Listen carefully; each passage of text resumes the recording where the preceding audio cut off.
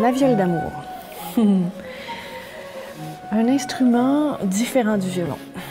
Un instrument qui n'a pas seulement 4 cordes, mais qui en a 14. 7 sur le dessus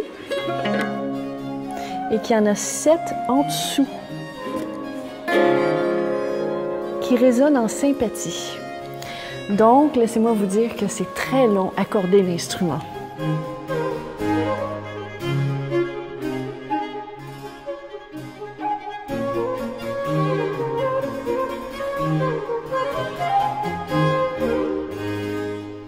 Ce qui est particulier, si je compare la viole d'amour à mon violon baroque, c'est que ce sont des cordes en métal.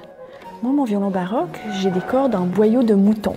Et ici, ce sont des cordes en métal, donc la résonance est plus métallique. Donc, si je vous fais entendre, c'est très résonnant. Ça continue.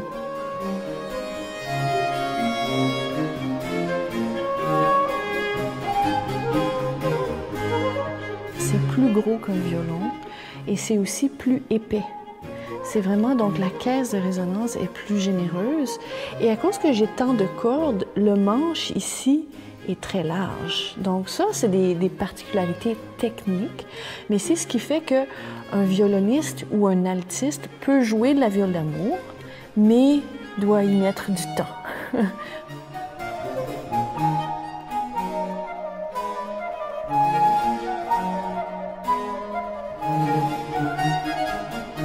C'est un instrument qui a toujours été utilisé pour sa différence. Puis en général, c'est considéré un instrument qui joue doucement.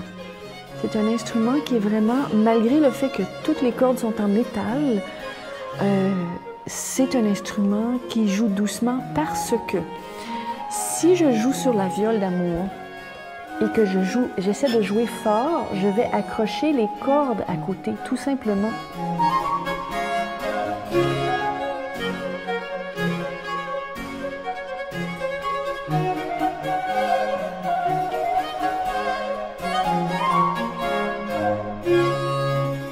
À la viole d'amour, l'accord change toujours. Et ça, c'est particulier. Quand je fais une pièce à la viole d'amour, je dois l'analyser et voir comment accorder ma viole d'amour. Et ça, ce que ça veut dire que d'une pièce à l'autre, mon cerveau doit travailler très fort. Parce que mes doigts sur les cordes, ça sera jamais les mêmes notes vu que l'accord a changé.